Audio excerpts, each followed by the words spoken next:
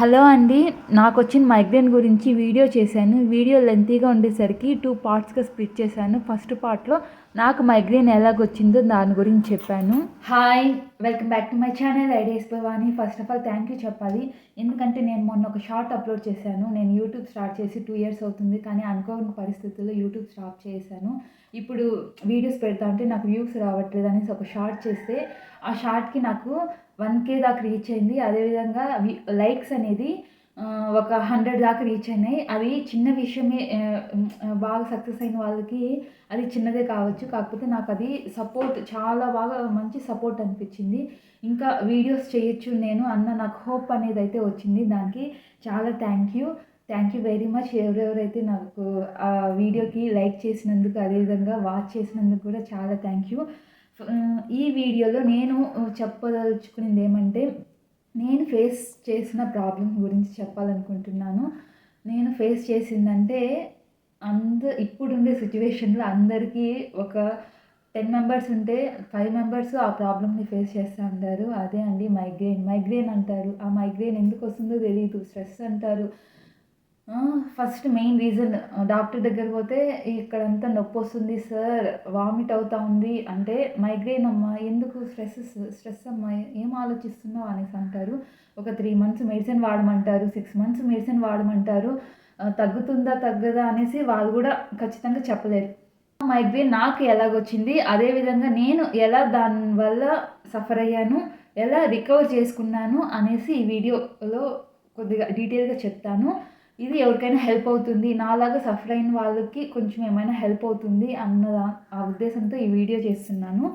ఈ వీడియో ఎవరికైనా యూస్‌ఫుల్ కాదు అన్న వాళ్ళు స్కిప్ చేయండి. ఇంకా వీడియో స్టార్ట్ చేస్తామా? ఫస్ట్ ఆఫ్ ఆల్ నాకు మైగ్రేన్ ఎలాగొచ్చిందో దాని గురించి చెప్తాను. నాకు చిన్నప్పటి నుంచి హెల్త్ ఇష్యూస్ అనేసి అయితే ఏం లేదు. సంవత్సరానికి ఒకసారి హాస్పిటల్‌కి వెళ్తేనే నేను గగనము. ఏదో జ్వరానికి అలాగా సంవత్సరానికి ఒకసారి వెళ్తేనే గగనము అంటే నాకు ఇంకా హెల్త్ ఇష్యూస్ ఏమున్నాయి చూడండి. ఏం లేదు. ఒక 5th క్లాస్ వరకు బాగానే ఉన్నాను. సిక్స్త్ నుంచి హై స్కూల్‌కి వెళ్ళిన తర్వాత మనకు స్ట్రెంత్ ఎక్కువగా ఉంటుంది ఆటోమేటిక్‌గా. మాకు హై స్కూల్‌లో ఒక క్లాస్‌కి 50 మెంబర్స్ దాకా ఉంటారు. ఫిఫ్త్ 6th క్లాసు ఇంకా సెవెంత్ క్లాస్‌కి వెళ్ళేసరికి బెంచెస్. ఈ బెంచెస్‌కి ఉండేసరికి వెనకాల కూర్చోబెట్టారు. 6థ్‌లో 50 మెంబర్స్ అంటే కొంచెం పొడువు కాబట్టి కొంచెం వెనకాల అటు ఇటు కూర్చొని అయిపోయింది 6th క్లాసు. 7థ్‌లో ఇంక బెంచెస్ ఇంకా లాస్ట్‌కి పోయేసరికి అసలు బోర్డ్ మీద రాసేది ఏం కనిపించేది కాదు. ఇంట్లో చెప్తే నీకు కనిపించట్లేదా? అద్దాలేసుకుంటావా? అద్దాలేసుకుంటే ముసలిదానిలాగా ఉంటావు. ముసలోళ్ళే అద్దాలేసుకోవాలి అనేసి అసలు మా ఇంట్లో అద్దాలే తీసిరేసి నాకైతే. ఇంకా నాకు కూడా కొద్దిగా స్పెట్స్ అంటే కొంచెం వేసుకోవచ్చు అనేసి కొంతమంది బాగా లైక్ చేస్తారు. కొంతమంది అమ్మ స్పెట్స్ వాడకూడదు. మా ఇంట్లో వాళ్ళు అలా చెప్పి కాడికి ముసలోళ్ళే వేసుకుంటే నాకొద్దు స్పెట్స్ అనేసి నేను 7థ్‌కి కూడా స్పెట్స్ వాడలేదు. నాకు నొప్పి కూడా ఏం వచ్చేది కాదు. తలనొప్పి ఏం వచ్చేది కాదు 7థ్‌కి ఆ టైంలో. ఇంకా పక్కనోళ్ళ దాంట్లోనే చూసి వాళ్ళు రాసుకునేది రాసుకునేస్తా ఉండేదాన్ని. 8థ్, 9థ్, 10థ్ కూడా అట్టే గడిపాను. ఈ కొంచెం హైయర్ క్లాస్ పెరిగే కొద్దికి అప్పుడప్పుడు వచ్చేది తలనొప్పి. అంటే ఇక్కడ ఇక్కడొచ్చేది తలనొప్పి. ఈ మాడు మీద అలాగొచ్చేది. ఒకే సైడ్ అన్నట్టు ఏం లేదు. ఇంకా ఇంటర్‌లో కూడా నేను చూపించుకోలేదు. అదేవిధంగా స్పెట్స్ కూడా వాడలేదు. అట్టే పక్కనోళ్ళ దాంట్లోనే చూసి రాసుకునేది. అలాగా ఇంకా డిగ్రీకొచ్చేకాడికి కొంచెం తలనొప్పి ఎక్కువయింది. ఇంకా ఒకసారి హాస్పిటల్‌కెళ్తే స్పెట్స్ రాయిచ్చారు. స్పెట్స్ అయితే తీసుకున్నాను. కానీ వేసుకునేదాన్ని గాదు. అప్పుడు కూడా ఫ్రంట్‌లో కూర్చునేసి ఇంకా రాసుకునేసేదాన్ని. ఏమి నాకు అనిపించేం గాదు. నొప్పి ఎక్కువ లేదు కాబట్టి నేను యూజ్ చేసేదాన్ని గాదు. దూరంగా ఉండేటివి కనిపించేవి గాదు. ఇంకా దగ్గరగా ఉండేటివి కనిపిస్తాయి కాబట్టి ఏం యూజ్ చేసేదాన్ని కాదు డిగ్రీలో. ఇంకా ఎంఎస్సీ పోయిన తర్వాత యూనివర్సిటీ. అక్కడ ఒక క్లాస్‌కి 100 మెంబర్స్ ఉంటారు. 100 మెంబర్స్ అంటే అసలు ఇంక మనం వెళ్ళేసరికి మనకు లాస్ట్ బెంచ్ ఒక్కటే ఉంటుంది. ఆ లాస్ట్ బెంచ్‌లో కూర్చుంటే అసలు నాకు సార్ ఫేస్ కూడా కనిపించేది కాదు. ఇంక ఇటు కాదనేసి నేను ఇంకా ఎంఎస్సీలో స్పెట్స్ వాడటం స్టార్ట్ చేశాను రెగ్యులర్‌గా. ఇంక క్లాస్‌కి ఏసుకోపోవాలి. ఇంకా ఏం గూడా మనకు వినిపిచ్చేది గాదు. 100 మెంబర్స్ అంటే ఆ క్లాస్ రూమ్‌లో ఏం చెప్పేది వినిపియదు. అదేవిధంగా ముందుగానే నాకు కనిపించదు, ఇంకా చెప్పేది కూడా వినిపించకపోతే నేను క్లాస్కి పోయేదే దండగనేసి ఇంక అట్ట కాదనేసి ఇంకా స్పెట్స్ తీసుకున్నా. బాగానే నాకు నొప్పి కూడా ఏం హెడేక్ అంతగా ఏం అనిపించలేదు. ఇంకా వాడుతూ ఉన్నాను. ఒక 2 డేస్ వేసుకునే కాడికి సెట్ అయిపోయింది, వాడుతూ ఉన్నాను. ఎంఎస్సి అంతా బాగానే ఉంది. ఎంఎస్సి సెకండ్ ఇయర్కి నాకు ఫోన్ వచ్చింది. ఫోన్ కొనిచ్చారు ఇంట్లో వాళ్ళు. ఇంకా సెకండ్ ఇయర్ హాఫ్ నుంచి నాకు ఇక్కడ నొప్పి స్టార్ట్ అయింది. టిక్ టిక్ టిక్ టిక్ అని కొట్టుకుంటూ ఉంటుంది. ఈరోజు ఈవినింగ్ స్టార్ట్ అయితే మరుసటి రోజు ఈవినింగ్ వరకు ఉంటుంది. అసలు జెండు బామ్ రాసుకున్నా పోదు, ఏం చేసుకున్నా పోదు. ఒక 3 టైమ్స్ అలాగ జరిగిందా, ఇంకా అట్టు కాదనేసి ఇంట్లో చెప్పాను. ఇంట్లో చెప్తే ఇంకా హాస్పిటల్కి తీసుకుని వెళ్ళారు. హాస్పిటల్కి తీసుకుపోతే సార్స్ మామూలుగా ఐ చెక్ చేశారు. సైట్ కొంచెం పెరుగుండాలి, ఇలాగ నొప్పి వస్తుంది సార్ నాకు ఇక్కడ అంటే, అది స్ట్రెస్ వల్ల అన్నారు. ఇంకా దానికి సంబంధించి మైగ్రేన్ అని చెప్పి ఇంక మెడిసిన్ కూడా ఏం అంతగా వాడలేదు. కాకపోతే నీకు ఎక్కువగా ఐ ఇన్ఫెక్షన్ అయి ఉండదు, నువ్వు ముందు ఐ ఇన్ఫెక్షన్ ట్రీట్మెంట్ తీసుకో, ఆ తర్వాత మైగ్రేన్ తీసుకుందు అనేసి అంటారు. నాకు సరే అనేసి 1 మంత్ తీసుకున్నాను. ఏం కూడా నాకు దానివల్ల రిలీఫ్ ఏం అనిపించలేదు. మళ్ళీ వెళ్తే మళ్ళీ సార్ అదే చెప్పారు, నీకు చెప్పేది అర్థం అవ్వట్లేదా, నాకు అరిచినట్టు నా మీద గదాయించినట్టు చెప్పారు. నీకు ఐ ఇన్ఫెక్షన్ అయ్యింది అది అని చెప్తా ఉంటే అర్థం అవ్వట్లేదా, నువ్వు నొప్పి నొప్పి అంటున్నావు, అది తగ్గించుకున్న తర్వాత నీకు మైగ్రేన్ చూపించుకో అనేసి అనే కాడికి ఇంకా ఆ నుంచి నేను ఆ ట్యాబ్లెట్స్ కూడా ఆ సార్ రాసినట్టు తీసుకోకుండా వచ్చేసాను. మా నాన్న తీసుకొని తొడుక్కొని వచ్చేసాను అక్కడ నుంచి. నాకు వద్దు ఈ ట్యాబ్లెట్స్ ఏం వద్దు అని చెప్పి.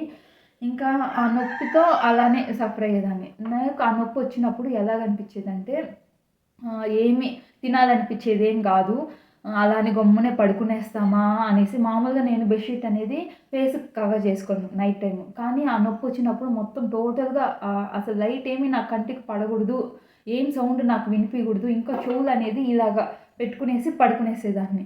అలాగ అనిపించేది. ఇంకా నెక్స్ట్ డే బ్రష్ చేసుకొని ఆ సెన్సేషనే వచ్చేసింది. టంగ్ క్లీన్ చేసుకుంటాం కదా, అప్పుడే ఆ వామిట్ సెన్సేషన్ వచ్చేస్తుంది. ఇంకా టంగ్ క్లీన్ చేసుకో, ఆ వామిట్ అంతా వచ్చేస్తుంది అనే సెన్సేషన్ వచ్చేసి ఆ వామిట్ అంతా చేసుకునేస్తాను. కానీ ఫుడ్ అన్నము అలాగే ఎప్పుడు వామిట్ చేసుకోలేదు. పైత్యం అంటారు కదా, ఆ పైత్యం లాగానే ఏదైనా వాటర్ తీసుకుంటే ఆ పచ్చగా పసరు అలాగే పైత్యం అంటారు కదా, అదే వామిట్ చేసుకుంటాను ఎప్పుడు కూడా. అలాగుండే సింటము. భరించలేని నొప్పి ఇక్కడ వస్తుంది. మళ్ళీ ఉండంగా కొంచెం ఐకి దాటింది. కొన్నప్పుడు చెవు కూడా, లోపల చెవులో కూడా నొప్పి గుయ్యి అంట అసలు. అలాగే ఎంఎస్సి సెకండ్ ఇయర్ ఒక 4 టైమ్స్ అలాగ వచ్చి ఉంటుంది. ఎంఎస్సి సెకండ్ ఇయర్లో ఫోన్ వచ్చింది. ఈ సెకండ్ ఇయర్ హాఫ్ నుంచి నొప్పి వచ్చింది. ఇంకా హాస్టల్లో ఉన్నాను, ఫుడ్ సరిగా ఉండట్లేదు, ఎందుకో నాకు రీజన్ తెలియక ఇంకా అలానే వదిలేసాను. ఇంకా ఎంఎస్సి అయిపోయింది, ఇంటికి వచ్చేసాను. ఇంకా నెక్స్ట్ జాబ్ కోసం హైదరాబాద్కి వెళ్ళాను. 6 మంత్స్ తర్వాత హైదరాబాద్కి వెళ్ళిన తర్వాత ఇంకా ఆ నొప్పి అనేది నాకు అప్పుడు రెగ్యులర్గా ఎప్పుడో ఒకసారి వచ్చే నొప్పి అనేది మంత్కి ఒకసారి అలాగ రావడం అనేది జరిగింది. అంటే సిస్టమ్ చూసి మళ్ళీ ఈవినింగ్ హాస్టల్కి వచ్చిన తర్వాత రిలాక్సేషన్ కోసం ఏం చూస్తాము, హాస్టల్లో ఏముంటుంది, ఫోనే కదా, ఆ ఫోనే పెట్టుకొని ఒక 10 వరకు చూసి అలాగ చేయడం వల్ల నాకు నొప్పి అనేది, నేనేమనుకుంటున్నావు, మనం రిలాక్స్ అవుతూ ఉంటాం కదా ఫోన్ చూసి అనుకుంటాం ఉన్నాం, కానీ ఆ ఫోన్ వల్ల నాకు ఎక్కువ నొప్పి వస్తుంది అనేసి నాకు అయ్యేదానికి నాకు 1 ఇయర్ పట్టింది. అసలు తెలియకుండానే ఆ నొప్పి అనేది నాకు ఎక్కువైపోయేది. 1 మంత్కి ఒకసారి వచ్చేది. ఇంకా హైదరాబాద్లోనే ఒకసారి ఐ చెకప్ చేసుకున్నాను. ఇంకా తగ్గకపోయేసరికి మళ్ళీ ఒకసారి న్యూరో స్పెషలిస్ట్కి వెళ్ళాను. ఎందుకంటే బాగా సివియర్గా ఈ కన్ను అంతా కూడా నొప్పి వచ్చేసేసరికి, వాటర్ వచ్చేసరికి ఒకసారి వెళ్ళాను. ఆ సారు కొంచెము సుత్తి అంటారు కదా, అలా ఒక టూల్ ఒకటి పెట్టుకొని ఇక్కడ మళ్ళీ మోకాల దగ్గర అంతా కొట్టి చూసారు, అంతా బాగానే ఉంది అని చెప్పి ట్యాబ్లెట్స్ అవి ఇచ్చారు. కొంచెం విటమిన్స్ అలాగే ఇచ్చారు. కాకపోతే పెద్ద పెద్దవి. ఒక్కరోజు మింగేసరికి నాకు ఎట్టెట్టో అయిపోయింది.